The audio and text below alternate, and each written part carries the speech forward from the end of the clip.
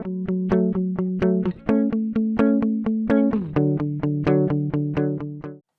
right, welcome back. We actually have one more piece I want to create, and that's going to be a little outline here so the monitor will sit down into it, and so the monitor is harder for it to fall off the stand because we're raising it up and I want to just be a little more safe.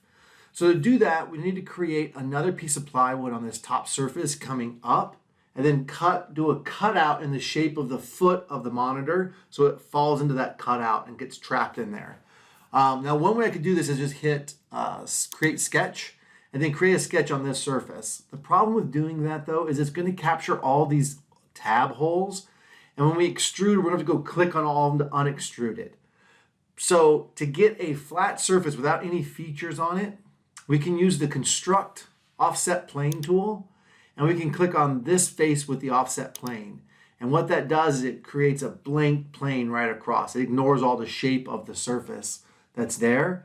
Normally we would do this as an offset and bring it up higher or bring it down into the model, but we're going to use it just with a 0 offset right on the surface and click OK. Now when we create our sketch, it doesn't include all the geometry of all these holes underneath. So that's going to make our life a lot easier.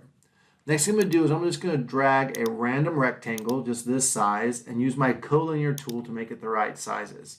So I want it to line up with this back edge here, and this side edge here, and then the side of this, not the all the way out here, just this one right here. Basically, it's going to be right behind the computer stand. And then here, this edge is important. I don't want it. Let me tip it so you can see what I'm looking at. I don't want this front edge. I want the back of the tab here. So make sure you get that one right. Otherwise, when we extrude this piece up, if it's right out here at the very edge, it's going to get in the way of the computer's leaning back. It's not going to be able to fit together. So we want to keep it over on this edge, and that'll work great. I'm going to go back to my top view, and now I'm going to extrude this real quick, just so you can see what's going to happen. I'm going to do thickness. I want to go up because I started on the surface. It thinks naturally that I want to join it, but I don't. I want to say here, and I want to say I'm going to do a new body, and then I'm going to click OK. Oh, and I hid my computer back piece. If you're wondering how I got that, yeah, you should hide yours as well. I should have mentioned that. I forgot to. Body 13. So this is going to be the, I don't know, monitor holder. I don't know what you call it. Just like that. Now, obviously, this doesn't do anything because the monitor would just sit on top of this layer. We need to cut a hole in the layer that's going to be the same size as the foot of the monitor. To do that, I'm just going to go ahead and turn everything else off because all I really care about right now is my good friend, the monitor holder. Awesome. And then I'm going to go to the top view and flip it. I want to make sure that, I'm going to turn the front back on just to make sure because I got tipped. I want to make sure that the front is down here on this side. I got to put this in because it's not the same. You'll see what I mean. Okay, so turn that monitor holder off, go back to the top view. Oops, nope. Turn the front off, turn the monitor on, monitor holder on. Now I'm going to create a construction line. Oh, wait, sorry. Create a sketch on the surface of the monitor holder. I'm going to come with my line tool. I'm going to grab a construction line. It's going to let me line things up. I'm just going to randomly choose a spot on the left side and go over to the right side or right to left. I'm going to hit the dimensioning key. I'm going to dimension from the construction line to the bottom line. So click on the construction line, click on the bottom line, go out to the side, click again to place the measurement. And this is going to be 2.25 centimeters. Enter. That's where I want the front of the hole to start. I don't want it to be any closer than that. If it's closer than that, again, that leaning back piece is going to hit the monitor before it can get there. So 2.25 is the number we're going for. Now I'm going to grab the rectangle tool. I'm going to turn off my construction line. I want a real rectangle this time. And I'm going to draw it out. And it doesn't matter where I start. We'll position in just a second. I want this to be 21.25 wide. So left, right is 21.25. And then tab, I want the top, bottom, or front, back to be 18.6. And I'm going to hit enter. And now I want to center this rectangle on this construction line. So I'm going to grab my midpoint tool. I'm going to come down here and grab hold down the left key. I want that sketch line, and then I want this one in the background. Now it's locked in place, fully located. Now the bad thing about this monitor is that the front and sides are both straight lines, but the back is like an arc across the back. So we've got to figure out that arc now. To do that, I'm going to use the circle tool.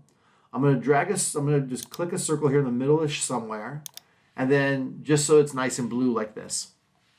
I don't want to be exactly in the middle of the square because it might snap it to that middle and hold it in place. Next thing I'm going to do is use what's called the coincidence tool to place it. I want this circle to go from this edge and go around here and make a circle. So I'm going to say, hey, coincidence means the next two things you click on are going to be lined up on top of each other somehow. So I want this circle to be lined up on top of this point, this corner here. And then I want the circle to be lined up with this point as well. And notice now it's on both points. And I'm going to escape real quick to get out of the coincidence tool. And I'm just going to grab this circle and stretch and pull it. And you can see what happens. It resizes a circle so that the circle gets bigger and bigger, but it's still always touching these two corners. I'm going to keep pulling it just for fun until it's like downish like this. And now I'm going to zoom back in because I'm going to need to set this actual dimension. To set which circle we need to have this dimension to be the right length. To do that, I'm going to grab, again, a construction line. I'm going to find the middle of my rectangle. So, there it was, right there. I'm going to drag up to my circle where I get the X, like that, right there. And if you grab the circle and the line properly, it'll be black. If it's still orange, then you need to go back and get it right on that line. You missed the line somewhere. Let me show you what that looks like. So I can Control Z to undo that. If I don't quite get that line, escape. Oh, it didn't go orange. That's super weird. So never mind. I'm going to do actually the coincidence tool to line up this point with the circle. Hopefully you grab the circle. If not, I'll show you what will happen if you miss the circle. We're going to do dimensioning tool, and we're going to dimension the length of this line. The distance between that is supposed to be 1.1 centimeter. Yep, 1.1 centimeter. Enter. That is the back arc now. If when you put this dimensioning line of 1.1 and the line changed, the circle stayed away, that's when you know for sure you weren't on the circle when you made that construction line. Awesome. So this is the shape we want in here. We don't want this craziness out here. So we can just do the trim tool. You don't have to do this. We can just click this, and this, and that's the shape we want to cut out in here. I'm going to Control Z those cuts, leave the circle, and just show you could do it either way. So I can extrude this, and now I'm just going to choose this and this. I'm not going to choose out here or anything else. And I'm going to choose a negative thickness, enter, and then enter one more time. And that's the hole cut out that the computer's foot is going to sit down into. That'll keep it from sliding around on the stand or getting out of center and messed up. Okay, so that is the last piece that we're going to create. I can keep all these edges nice and sharp because they're going to be on the surface. I'm going to turn everything else on, and let's see what it looks like.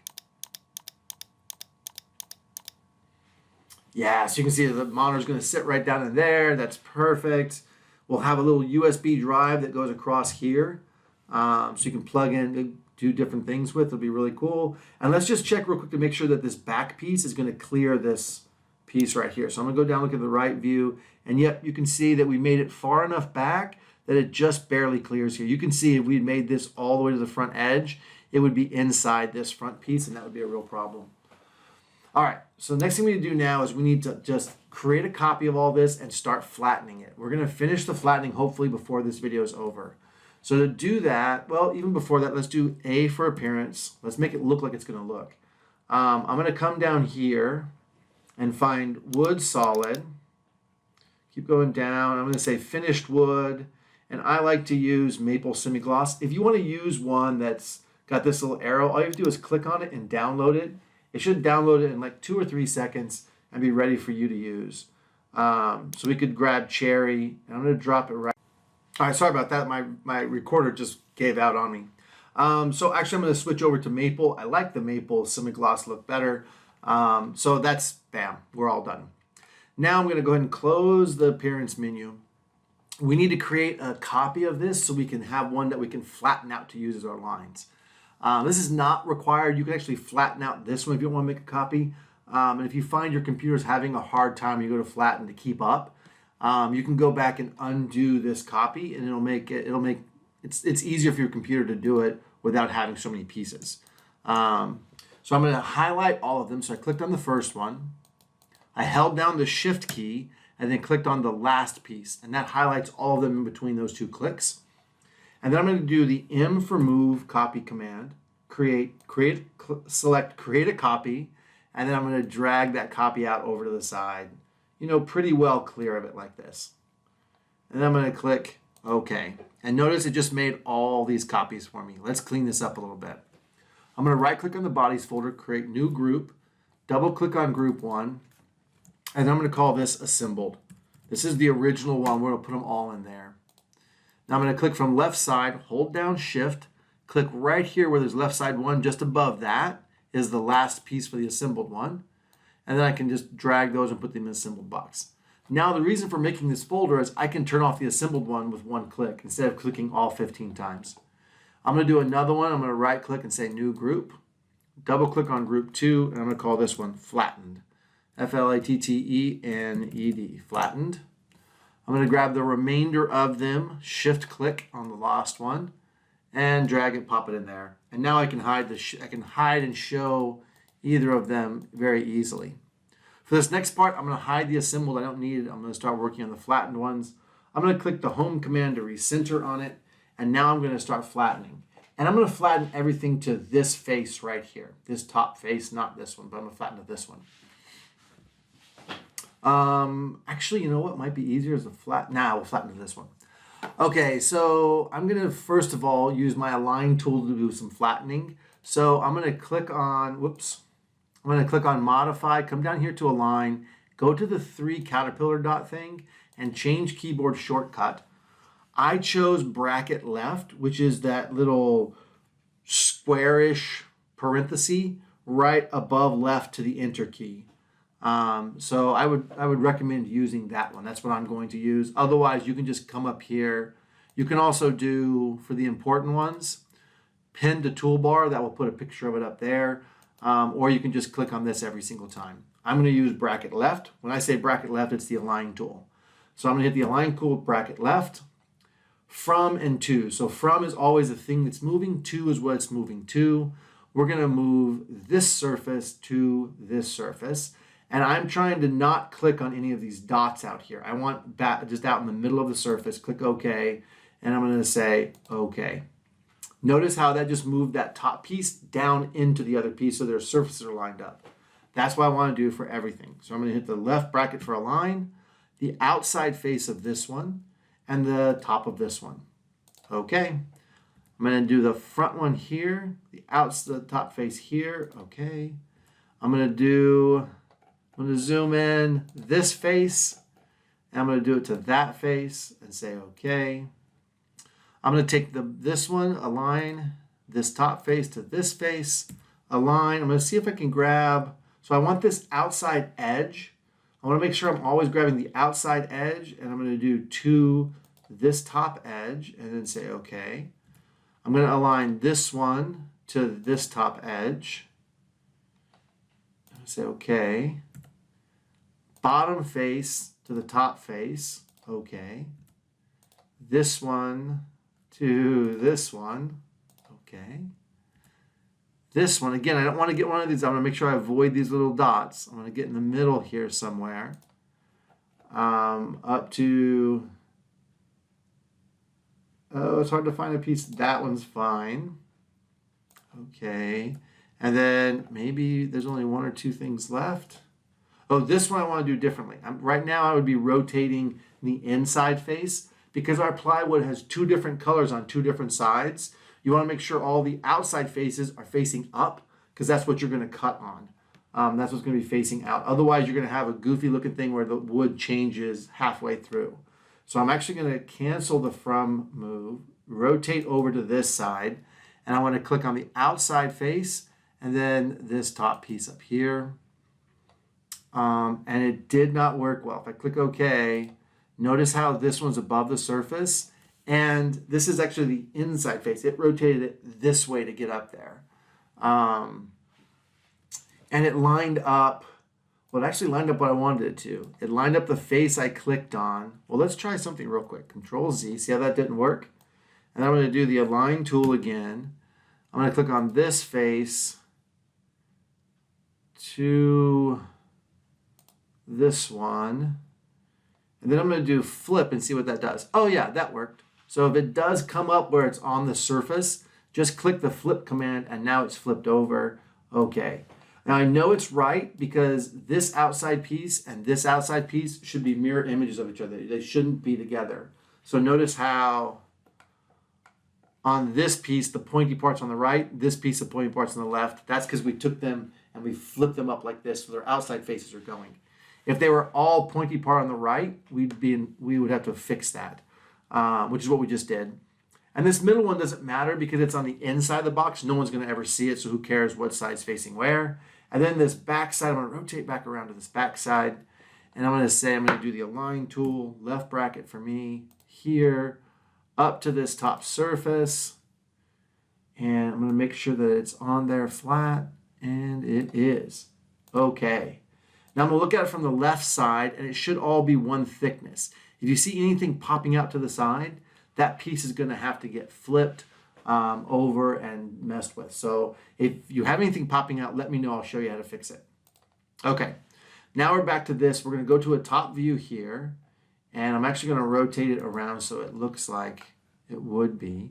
Now all of our pieces are overlapping each other. This is not going to work very well for cutting on a laser, so we need to move them. So I'm going to use M for move. I'm going to grab this outside piece. I'm just going to drag it to the left a little bit. I'm going to say okay.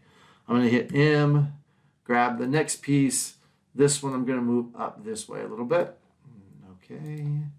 M. Yep, I can move that one down out of the way. And I'm just going to keep doing this for every piece I run into. This piece, I'm actually going to move this one up. It doesn't matter how big this gets. We'll be able to do something with it later. Click OK. Don't try and position it very carefully right now. Just get them off of each other. So I can grab this little handle, this little circle handle here, and it'll let me go left or right. Or I can choose to use these this will make it only left and right, and this one only up and down, or this one will let me go in any direction I want. So I'm going to put that one like right there-ish, and I'm going to do, okay, and I'm going to do an M for move tool, and put that one right here. Okay, so I'm not going to put that one here. Here's why. I want this bottom edge to be the ultimate last thing down the bottom for sure. So when I put stuff to the sides of it, I'm going to make sure that it's nowhere near being lower than this one. I want this edge to be the lowest point. I'll show you why in a second. Or at least I want a flat edge to be the lowest point. And I'm going to say, okay, I'm going to do the move tool again. Click on this one. And you know what? I bet this one will fit right in that spot. Right there. Yeah, perfect. Okay, I'm going to do the move tool. I'm going to grab this piece. I'm going to drag it this way. Whoa, cancel that. I don't know what happened. Move tool. And I'm going to drag it down here. Okay, now this is the new bottom edge, so just nothing below that edge. Move tool. I'm going to grab this one and move it. Oh, see how this one has a nice flat edge on the bottom? That's going to be my new bottom edge. So I'm going to put this one like here. Enter. And then I'm going to move this one back up. I think there's probably room up here for it to sit in there. Yep. And I'll move these other two out of the way. Move this one to there. As long as it's not below it, I'm okay. And then move this one right there. Now all my pieces are spread out. There's gaps in between them. That's what I'm looking for. Now I'm going to just tip it over to the side here. All the way to the right side. Make sure that there's nothing. Yep, so everything is still one layer thick, so I'm ready to rock and roll. So now what we need to do is we just need to create our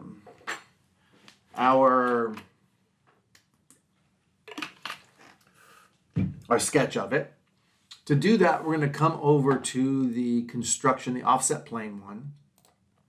And we're going to choose one of these to put as the plane. So I'm going to say, hey, I'm going to do it on this face right here. Doesn't matter which one you choose because they're all the same face. Now I want to drop this offset plane. Right now it's right on the surface here. I want to drop it just below the surface inside the plywood. So I'm going to put a negative 0.1.